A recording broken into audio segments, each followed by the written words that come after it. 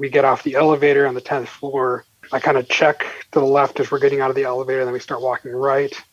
I hear something behind me and like turn my head a little bit, and he is standing there with his gun already out and starts shooting.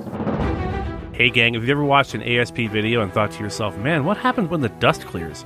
Someone's just been in a defensive shooting, they've had to deploy a firearm to protect themselves and their families. Then what happens? Firearms legal protection is there, so you win the fight after the fight, and you're able to carry on with your life. You know, defensive legal memberships abound. There's a lot of companies out there. Firearms legal protection is the only one that Active Self-Protection recommends. They're helping to train and educate the self-defense community, and that is why they are invested in bringing these educational and training videos to you. Please thank them for their support and consider them for your needs. Check out their plans at get-asp.com/FLP. Get-asp.com/FLP. All right, folks, welcome back to the Active Self-Protection Podcast. I am your host, Mike Williver, your favorite former Fed. With us today, a man by the name of Gabe Tauscher. He is from Wisconsin, and he had a pretty harrowing critical incident that happened back last year on May 29th of 2021, and he is kind enough to come and share his story with us. Gabe, how are you, sir? I'm doing all right. Just another day in paradise. Are you originally from Wisconsin? Are you from the Midwest your whole life? Kind of. I was born in South America, adopted. I grew up here, was stationed in California, and I've lived in 3 other states. Okay. So, but Wisconsin is home now. You like the cold, apparently? I actually don't. I'm not back here by choice. Okay, well, in that event, you can come join me in Tucson. You won't have a lot of cold to worry about. It's plenty warm out here. I have thought about it. Well, there's plenty of room. Come on down. So Gabe, tell us. You said you were born in South America. What country? Paraguay. Oh, very cool. So you were adopted by Americans, is that right? Yeah, that's my birth name was Esquivel, but I am a Tauscher now. That's pretty cool. Paraguay. I would have expected Brazil or some bigger country, but that's really neat. So you came here at how old to the U.S.? About 1.5 years, 2 years old. Okay, so have you been back at all? No, I was actually planning on going back in 2020, but then the whole COVID thing happened. Yeah, that laid a lot of plans to waste. Mm-hmm. So where would you say is the main place you grew up, spent most of your time? Mostly Wisconsin. Okay. Town called Oconomowoc. And did you say you were stationed in California, or you in the service? Yeah, I was in 0341 in the Marine Corps. Oh, very good. Thank you for your service. I truly appreciate it. And where in California were you? I went to boot camp in San Diego, right next to the airport, and then I went SOI West on Pendleton, and then I'm about a couple miles up the road to Horno, 53 area on Pendleton. Very cool. Yeah, I spent the last, up until 4 years. I moved here in 2018. I spent the last 23 years as a Fed in San Diego, so I'm familiar with all of those places. If you live in San Diego, you can't throw a rock without hitting a Marine or a sailor. So, which I loved about that place. Now I'm in an Air Force town, so the good news is I've always had military planes flying over my head no matter where I live. Gabe, you had an incident happen to you last year. Before we talk about that, because I don't know what happened, as I tell all my guests, I like to hear about your incident and learn about it at the same time my audience is. Before we talk about the incident, did any of what happened to you in the military, any of your training kick in at any point during this critical incident, or was it not possible? Yes, actually. The corpsman in my company through my platoon, I believe most of the company, through a CLS or combat lifesaver course. And I believe that it's because of this course that I knew how to stem certain bleeding, and it essentially saved my own life. All right. So just in your own words, take your time. We have all the time in the world on this show. Just walk us through the incident. Where were you and what happened? So this happened in Minneapolis, Minnesota.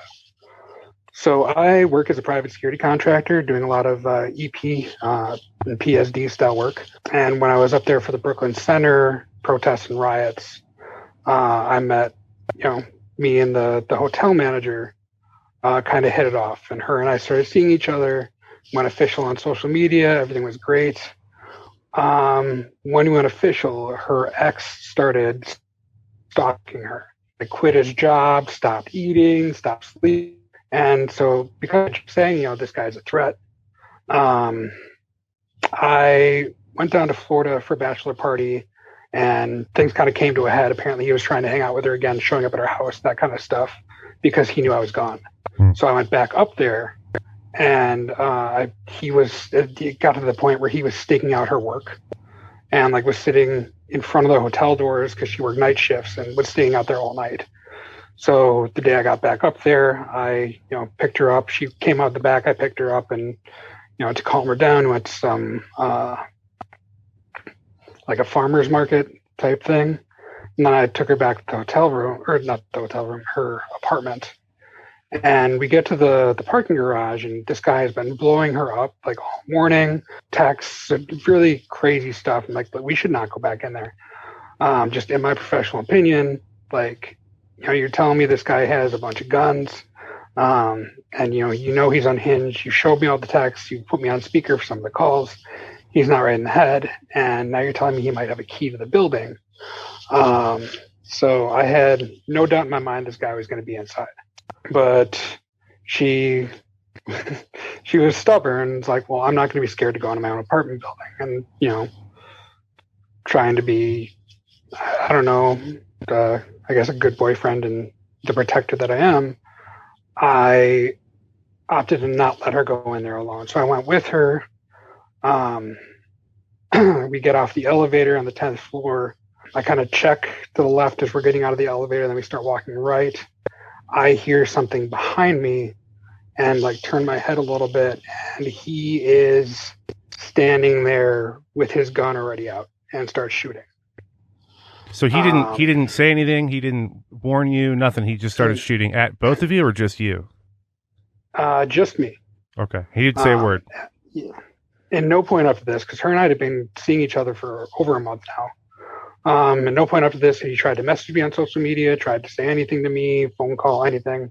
And when we made eye contact, like in that hallway, he didn't try to say anything. Gun was already out, started shooting the second that I looked in his face.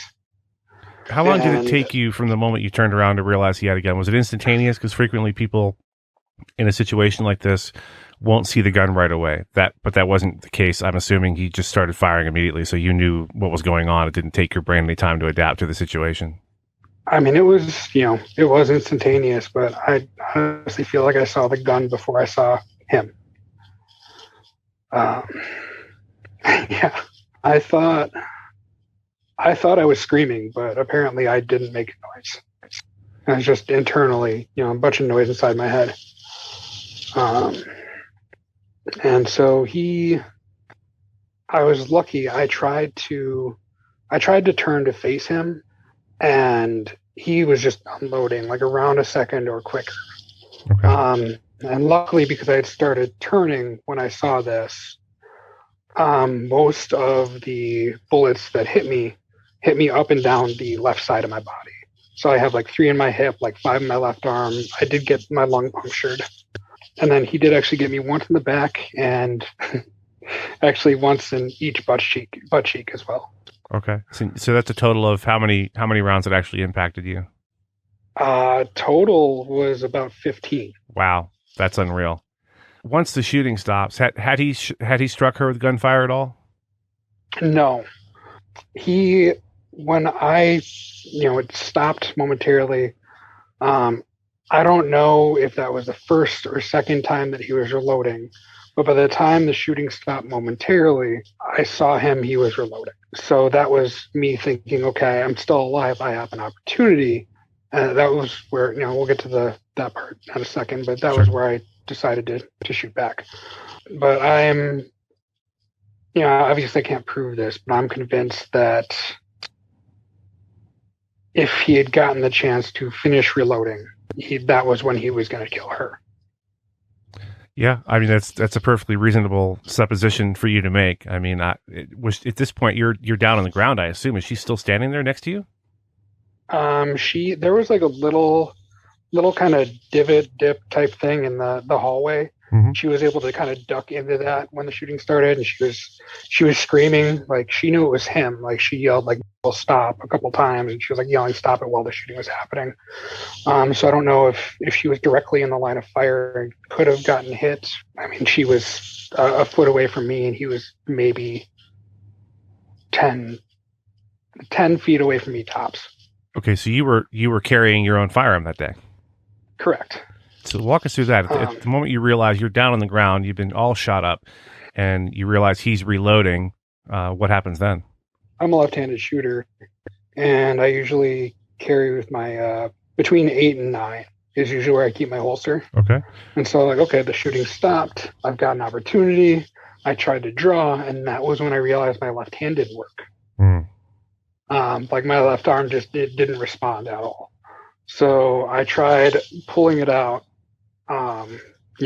tried getting my hand in there in between my waist and my gun, and I didn't work. So I actually ended up drawing my gun upside down, believe it or not. With your right hand? Yeah. Okay. Yeah, I was just able to fire one round. I might have hit him. I might have missed. Nothing I found in the news said that he had more than one bullet wound. So I think I like to try to convince myself that I hit him, but I don't really think I did. But that was enough to kind of spook him, and he ended up running away. So at this point, he's left the scene. You figure he's gone. He's not coming back. What's your next course of action? You're down. You're obviously bleeding from all sorts of places. What do you do first? There were a few seconds there that I couldn't see him anymore, but he ducked into the little elevator. There was like a little square, like a little box where I couldn't see him. That I didn't hear any elevator ding or anything like that. So I, due to blood loss, I kind of end up like dropping the gun. I end up flipping her right side up, and was picking it back up in case he jumped back out. He had just taken cover and was going to try and shoot me again. And so I held it there for a bit, the best of my ability, until one of the neighbors came out, and he was standing. Like if the guy was still there, he would have been able to see him. Okay. So he asked, "Hey, is the shooter still here?" And that was when I was, I realized, I acknowledged he was gone, and I realized how badly my left arm was bleeding, and I realized I couldn't feel anything from like the middle of my forearm down. So kind of trying to attempt to triage my own wounds, I figured that I had a brachial bleed. Okay. And I used whatever strength I had left to try and find the brachial artery and clamp down on it, as well as, like keeping my left arm elevated. And then I felt like one of the worst as far as, the holes and the spots and the nerve screaming went. One of the other really bad spots was my armpit. So I figured that I had a hole or two in my lung. So I rolled myself onto my left side and, recovery positioned myself, hoping that, whoever was coming would get there before the blood filled out my bad lung. So were you aware that you had internal bleeding? Could you feel it? Because I think people would be interested to know if you're bleeding internally, if there's something you can actually be able to tell consciously or not. No, I can't say I could tell that I was bleeding internally. That was kind of a guess that I made based on where I felt the pain on my left side. So at this point, walk us through what happens next. I assume someone called paramedics and or police. Who showed up first? The neighbor who came out and asked where the shooter was, he's actually the one listed on the police report. The guy's name is Nra Peterson. Unfortunately, still, by the time I was healed enough that I could walk and drive again, he had moved out of the complex. Oh, okay. So I haven't been able to thank him. But he ended up bringing towels out, and he was also the one that let the police in, because you have to key card in to the apartments in this building. So you went down and let him in? Yeah, and they actually detained him. Yeah, that's pretty standard procedure. So his name's Nra Peterson, you said? Yeah. Well, shout out to Nra Peterson. If he's someone who's willing to act in such a way, there's a possibility he watches Active Self-Protection, maybe listens to this, so maybe he's listening right now. So thank you, sir, for that. Was well done. Most people, I would say, would probably just stay in their apartment and just pray to God they don't get shot. So well done, him. Now, if you lived on the 10th floor of 9th and LaSalle in downtown Minneapolis, thanks, man. Yeah, absolutely. So he lets the police in. He is detained, which is to be expected because they don't know who's who yet. Mm-hmm. And then are the police the first responders to get to you and talk to you? And what do they say? So two of them ended up coming up immediately. One of them kind of buttoned because it's like a Y-shaped hallway. You know, the bottom of the Y is the elevator, the little square the elevator's in, and then the hallway, forks off. So one of them button hooked to the left and cleared that, and just kind of like basically held that ground. The other one came clearing to the right, and he saw my gun. He saw my now ex-girlfriend, like huddled over my body, and where's the shooter? Where's the shooter? As he clears past her, and she's yelling back that he's gone, but he still had to go up and finish clearing the rest of the hallway just to make sure that no one was up there. And so he cleared up that end, and he's actually the one. He came back. He was out of my vision, but he actually came back down, and he's the one that put the tourniquet on my left arm. Okay. And then so they cleared that, and once the police deemed it was clear, that was when either I'd assumed there was an EMT, but it was just it said medic, and he was wearing a flak, like black vest, flak that just said medic on it. He was the one that came up and put the tourniquet on my right leg. One of the last bullets actually did clip my femoral on my right leg too. So it actually nicked the femoral artery? Yeah. But you got a tourniquet on that leg. Was it your right or left leg? Right leg. So do you remember them getting you out of there? And did you take a helicopter ride, or was it just an ambulance ride, or what happened? Luckily, Hennepin County Medical Center. I had to remember the acronym. It was like the #1 trauma center, like in the Midwest, basically. And where my ex lived is like a 5-minute walk from there. Okay. So they were able to just, take me down and put me in the back of an ambulance and then drive me over. So what do you remember about arriving at the hospital and how that went? So the last thing I remember them coming in, but like the EMTs coming in, grabbing a stretcher, putting me on the stretcher. Like my memory's kind of getting a little blotchy at this point. I assumed due to blood loss or adrenaline crash or something. And they, took me down the elevator and put me in the back of the ambulance. And at that point, I kind of started feeling safe. Like, okay, there's a chance I'll survive this. My nerves were still screaming. So I actually looked up at the EMT or paramedic, I don't know which is correct, in the back of the ambulance and said, give me some painkillers. Right. Yeah. Understandable.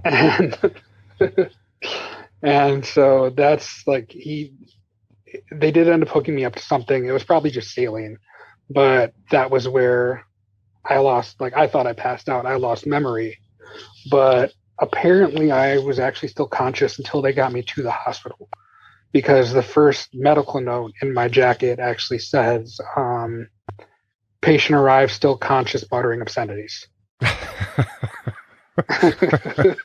Well, you had a lot of fight in you, apparently. Muttering obscenities. That's kind of very funny. I would be proud of that if I were you.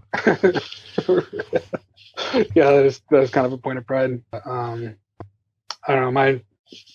The family I was adopted into, my grandparents on my dad's side both lived to be over 100 years old. So my joke for the last probably decade or more has just been like, I'm a tauscher. Tauschers are too stubborn to die. Yeah. And that's part of the justification I'm using for still being here to be able to do this interview.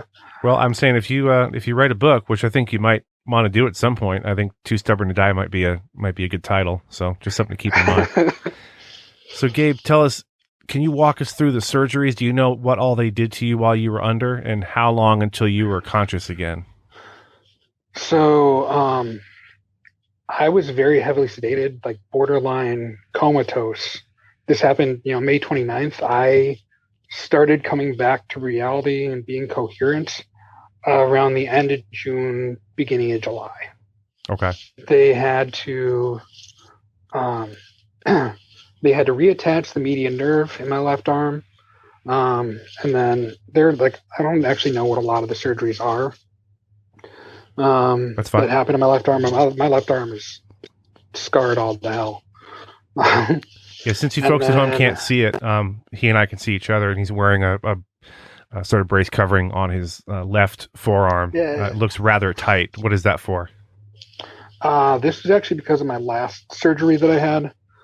because there were a number of plates in there, and so they took all the plates out to try and restore some of my movement to my left arm. Mm-hmm. I'm still working on getting the nerves back. This is all I can do with my left hand. He's wiggling his fingers for those who can't see. But yeah, I can't bend any of the knuckles or anything like that. Yeah, just barely moving his fingers. They said that if everything goes completely perfectly, I could potentially be left-handed again someday. Might be at least another year or two. How do they fix a lung that's been shot through and punctured like that? I'm trying to remember. It's called, like a tension pneumothorax. And so I learned a little bit about it because my dog actually had to have basically the same procedure I did about a month after I got out of the hospital. And so first they have to, get any extra blood or excess stuff out of the lung or anything that may hurt the lung. Then they patch the hole, and then they try to fix everything back up so that it works. They might have to remove part of the lung depending on where it is. So they had to do that. I needed a splenectomy. I no longer have a spleen, which basically, apparently, I didn't know what the spleen did before this, but apparently that means I don't really have an immune system anymore, and the common cold could potentially kill me. Wonderful. Yeah, right. He shot off the tail of my pancreas, so I needed what I believe is called an endectomy to fix that. I had a couple follow-up surgeries involving that. And then I needed what's called a fasciotomy on my lower right leg. That's because of the way that my femoral was nicked caused the blood to improperly flow into the lower half of my right leg to the point where it ballooned up and tissue started to die. So that was what they call when they just cut the leg open to let all the excess blood out. And then they had to patch the femoral, and I think it's called debridement, where you just remove dead tissue. Mm-hmm. And so yeah, one of the muscles that helps you move your foot up and down is called the tibialis anterior. I am currently missing most of that on my right leg, so I need a brace to walk. So you're out. You're borderline comatose for better part of a month at this point. So you you wake up. Who's there? What do they tell you? So my family actually took off of work, and either one or both of my parents were there for the entirety of it. And then I had friends rotating, girlfriend rotating, and it got to the point where, with a couple of the contractors I worked with, my mom got together and wrote a script where anytime I woke up, they would basically say, "Hey, you got shot. You're in the hospital in Minneapolis. He's dead. Yada yada." And that was how they'd film me. Like, "Do you know where you are? You're in the hospital."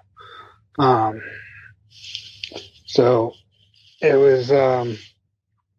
It sucked waking up at first because. So it was more sedation than comatose, because apparently during the first week, when I was heavily drugged up, I tried to escape multiple times. So when I came to in like late June, early July, I was like restrained to the bed. And because of the lung issues, they had hooked me up to a respirator, and like I had a trach. And so I got a scar on my neck now from that. Because of that, and the breathing tube and all that they had to do, I was unable to talk and I couldn't move, and that was not fun. Yeah, that sounds terrible. That legitimately sounds an awful way to wake up.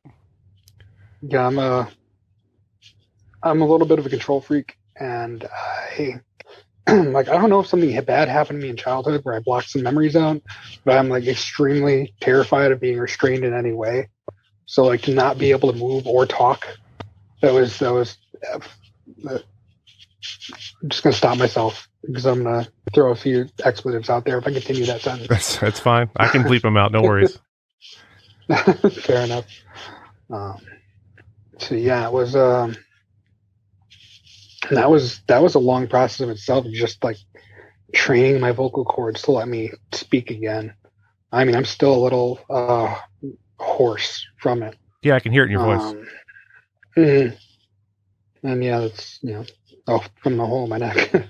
Yeah, they had, speech pathologist, and there was some special tool they hooked up to my trach, and that I basically whispered for like the entire month of July. One of the first things I said, like I tried to speak at first, one of the first things I actually said was, "I'm Batman," because I thought I sounded like Christian Bale. That's great. But even coming out of the borderline comatose status, like the drugs they had me on are really strong. So I was seeing double up at least through mid-July. Do you know what kind of sedatives they were giving you at the time? I know I was on fentanyl and a couple others in that family. Yeah, I as an aside, I had a cardiac catheterization procedure when I was young, about 19 years old, and they gave me Dilaudid through an IV, and I've been asking doctors for Dilaudid ever since because it was that wonderful of a sensation. But that's neither here nor there. About how long were you in the hospital after you were conscious? So when I came to, I was still in the ICU. So hospital, I was probably there for another month. And then they moved me into a rehab, like an inpatient rehab facility where they basically did like the Wounded Warrior thing, where that was where I learned to walk again and all that. How long was that rehab stint for? That I got out of the hospital. That was about another month. So I got out of the hospital in late August. So at what point in the hospital do you find out whether this person's been arrested or what the disposition on the person who shot you was, and what was that like?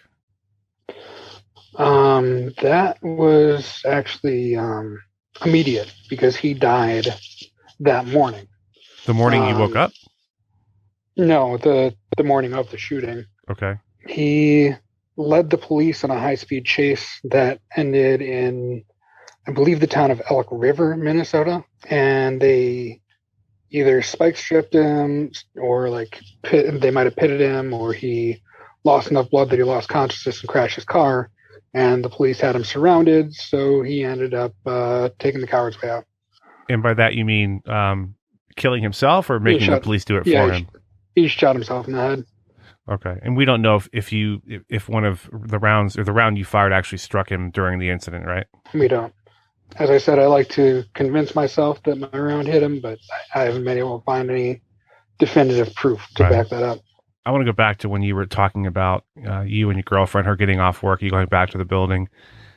Mm-hmm. Frequently on this show, we have people that will tell us in retrospect that there were red flags about whatever incident they were involved in.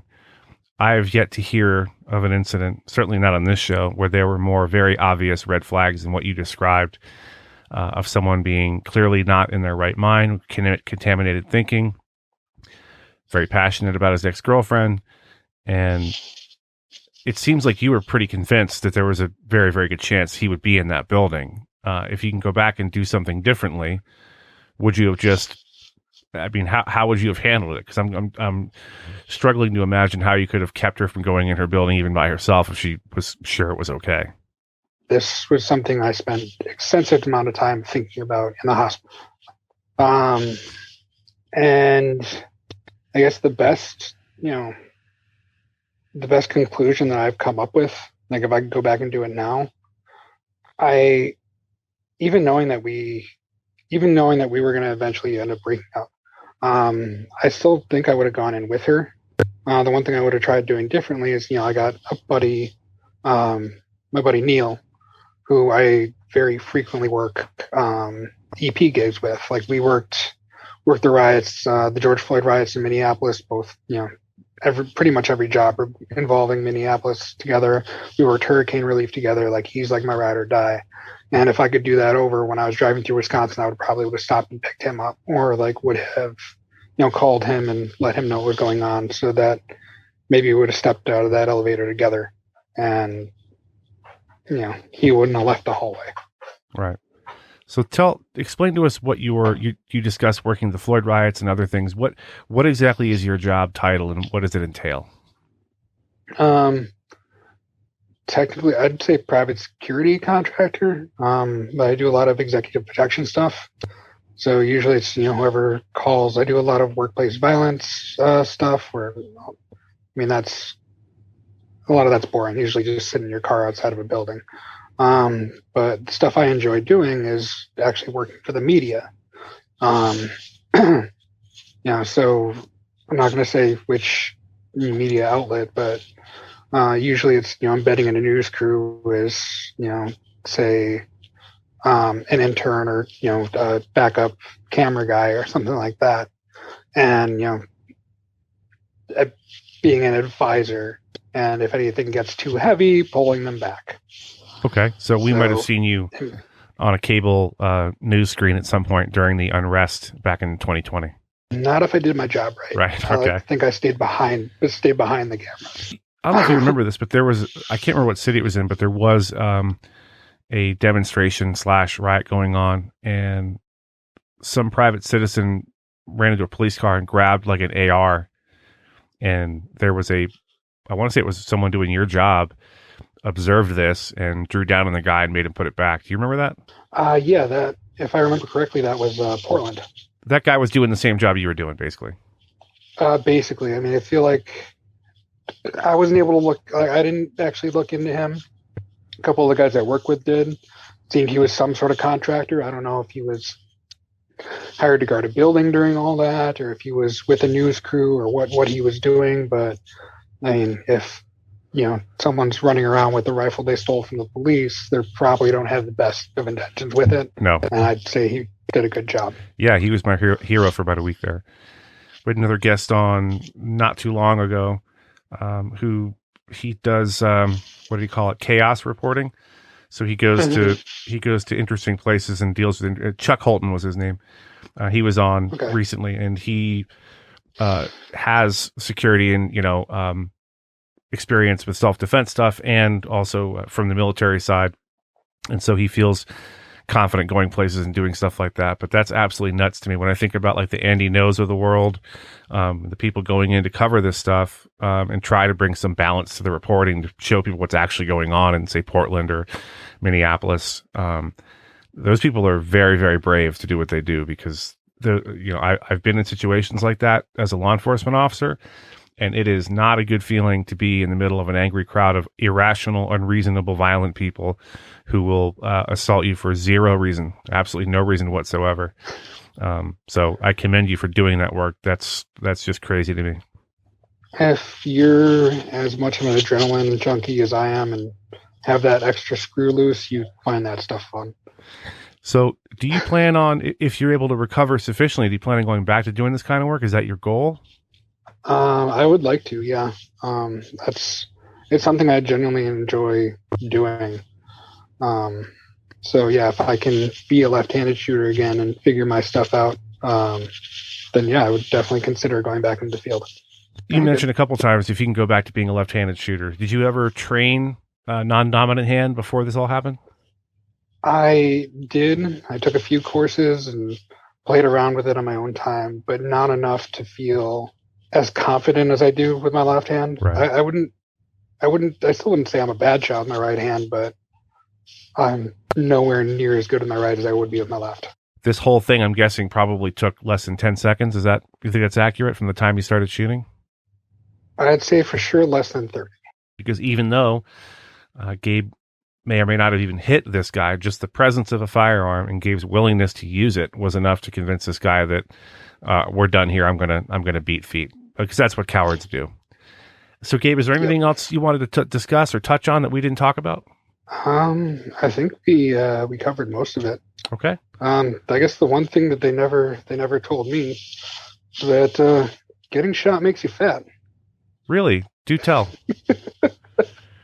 I mean, I guess with as severe as the injuries have been, I was in pretty good shape before, but because it's been a very slow uphill battle learning to walk again, learning to use my left arm again, and all that. I haven't been able to go hiking and exercising, and I'm still not medically cleared to work out the way I used to. So, I mean, most of me staying in shape was physical exercise. So because I can't do that, it's been a little bit harder keeping the pounds off. Well, you were shot 15 times. That's your excuse. I just retired. That's why I'm fat. So don't feel too bad about it. I'm sure, judging from what I've learned about you in the last half an hour, I'm sure that once you're able to, you're going to get after it and lose all that weight. Gabe, I want to thank you for coming on. I know this stuff's not easy to talk about, but I appreciate you coming on and being willing to talk to our audience about it. And keep in touch. And I wish you all the best in the future. And I hope you recover completely. Thanks. Appreciate that. And thank you for giving me the time. Take care. All right, gang, you know what time it is. It's time for The Gutowski Files, starring our friend Steve Gutowski. He is the founder of TheReload.com and the host of the Weekly Reload podcast. You can find the Weekly Reload podcast on all your major podcast outlets. And is it just clips on YouTube, Steven, or do you have the whole show on YouTube? Now we got the whole thing up there and clips, so you get the best of both worlds. Very cool. Some really, really good guests and very informative conversations. And if you look back a couple of weeks, you get to see Steve firing a fully automatic weapon and grinning like an idiot, like we all do when we fire a fully automatic weapon. That's right. That looked like a lot of fun. Oh yeah, it was from when I was at SHOT Show. Had a good time range day, because that's where you get to play with the real toys that they don't let you own without special paperwork and spending, 5 figures. Right. Tax stamps and all that kind of stuff. Oh, yeah. All right. So this week we are discussing, we don't meaning to pick on the NRA, but the NRA is having some problems. So this week we're talking again about the NRA, this time about their revenue, which there is an article on thereload.com written by, I believe you, right, Stephen? Yeah. About the revenue being cut in half since 2018. Well, spending spiked in 2021. And if I read that correctly in the article, the lawyers' fees are like 20% of the total costs, their total output, or the money they're putting out every year, which is, I'm not an expert, but that seems like a lot of money. And it seems like it's got to be taking away from some of the programs that people send their money in, hopefully, to fund. Do you want to talk to us about that? Yeah, that assessment is exactly right. They've spent $31.1 million through the first 8 months of August, which is what this internal report that we exclusively obtained and published covers, that period of time. And this is really a very detailed report. It's nothing like this has been made public before. So, NRA members and anyone concerned about the organization can now see exactly where it spends its money. And yeah, one of the biggest expenses is legal fees. It's actually the second biggest expense. And these aren't necessarily fees that are going towards funding their gun rights activism in court. Obviously they've supported the case that's in front of the Supreme Court right now. Yeah, that was my next question. Yeah, those are funded by a separate part of the organization. They have a special 501c3 set up for most of that activity. But these fees are mainly going towards defending the organization from lawsuits by its former contractor, Ackerman McQueen, and then also the state of New York, which is trying to shut it down over accusations of corruption levied against Wayne LaPierre and other members of the leadership, where they're accused of having, diverted nonprofit funds, the NRA's funds, towards their own personal expenses, which we've talked obviously at length about before. But yeah, it's really having a significant impact on their operations, because that's 10 times more than they've spent on some of their core services combined, things like education and training, competitive shooting, community outreach. Those combined are less than 1/10 of what they spent on legal fees.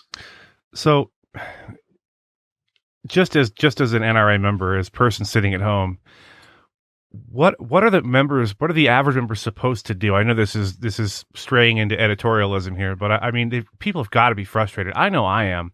And, you go to the NRA meeting and you don't have any real voice there. No one's listening to the members, it seems like. And the board and LaPierre seem to have closed ranks, and they're just kind of doing whatever they want. I mean, I'm not sure how we fix this.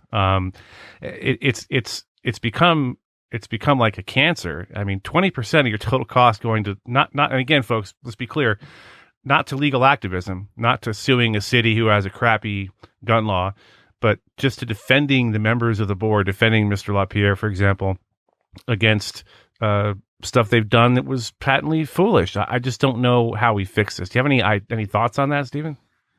Well, it seems a lot of members are voting with their wallets at this point because the NRA's membership has also shrunk since 2018. The membership dues have fallen by almost half in that time, which is a tremendous drop. And they've responded by cutting a lot of the services, like we mentioned earlier. And so one thing I would say is they haven't really had a full-fledged members meeting at the NRA in 2 years because of the pandemic. They've canceled their annual meetings, the big event that everybody goes to, where they have the members meeting, which is the part where people can get up and pass resolutions to about how the board should operate and things of that nature. There is a mechanism for regular members to actually put forward their own resolutions. And this, in fact, the last time it happened was in 2019, and it was a big blow up. There's a huge amount of dissension that was made very clear during that meeting, and they haven't had another one. They've had them, but they've been obviously restricted by COVID, and so they haven't had them during an annual meeting. And perhaps that is a way that an average member could actually make their thoughts known. It's difficult to change the organization through the board elections, primarily because the board gets to decide who's on the ballot for being on the board. If that makes sense. There's a committee. It's crazy, but on the board.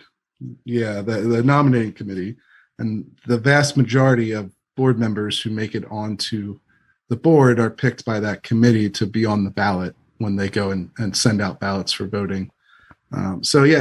Plus, they served for 3 years, so they're not all up at one time. You'd have to undertake a campaign over several years to reform the board to get, I guess, if you wanted to say get rid of Wayne LaPierre, right? It was just a lot of what people want to do before they would start giving money to the organization again. You'd have to wage a multi-year campaign to elect Wayne skeptical board members, and it's just a very difficult thing to do. Because the other thing is to be a voting member, you also have to either be a life member at the NRA or have been a consecutive member for 5 years. To be nominated for the board, you have to have been, I believe, a life member for 5 consecutive years. So there's a lot of ways that it's restricted in how the average member can actually affect change inside of the organization. It's not impossible, but it's very difficult. And frankly, there hasn't been much of a sustained drive to do that from the outside.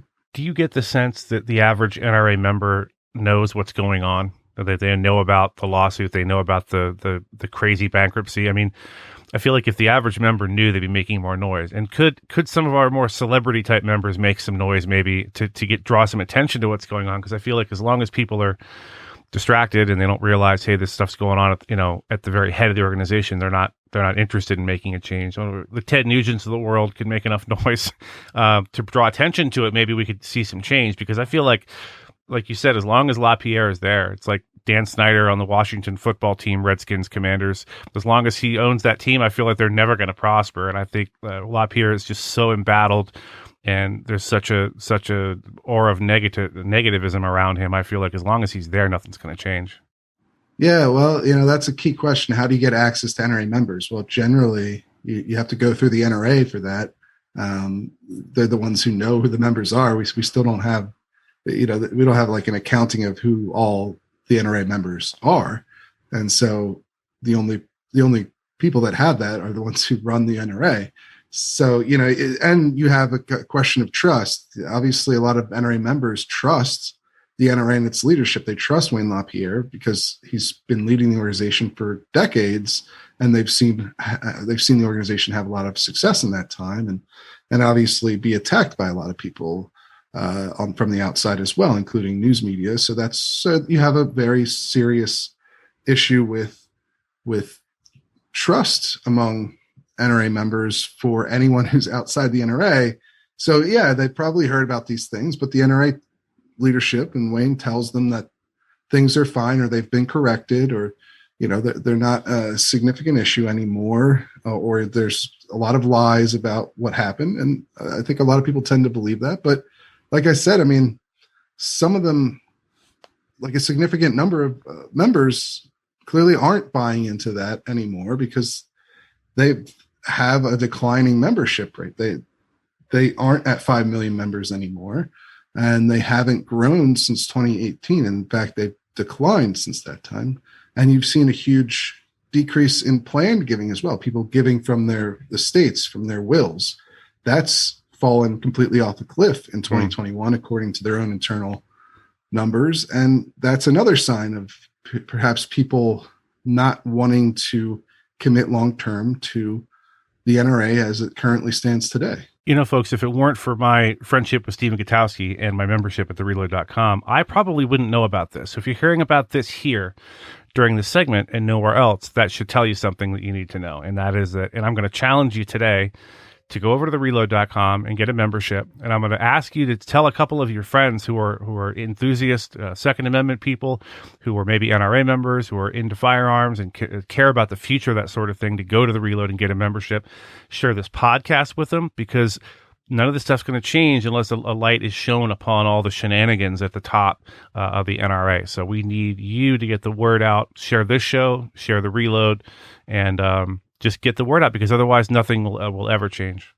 And it's not about attacking the NRA either, right? I mean, it's about telling NRA members the truth about what's going on, whether that's pretty or ugly isn't up to me. And these numbers are in black and white. People can read this report for themselves. It's made by the NRA itself, by the treasurer there. So, it's not about trying to tarnish Wayne LaPierre or the NRA as an institution or whatever. It's just about trying to tell people what's happening so they can decide for themselves how things should go, especially if they're somebody who's given money to the NRA.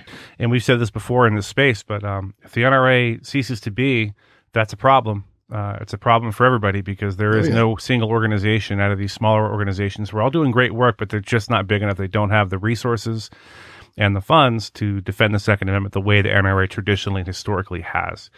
Folks, if you are lamenting the lack of down-the-middle, sane, sober reporting on the Second Amendment, on firearms in general, I encourage you, please, to go over to thereload.com, carefully consider getting a membership. Tell a couple of your friends who you know. If you're a gun person, you know other gun people, let them know thereload.com, thereload.com. Share this show with them, and let's try to get some stuff done. Stephen, thank you so much for being here. Hey, thanks for having me. Hey friends, this is John Correa. If you like the podcast, if it is bringing you value, do me a favor. Just rate the podcast and leave us a rating and a review. It really helps us out.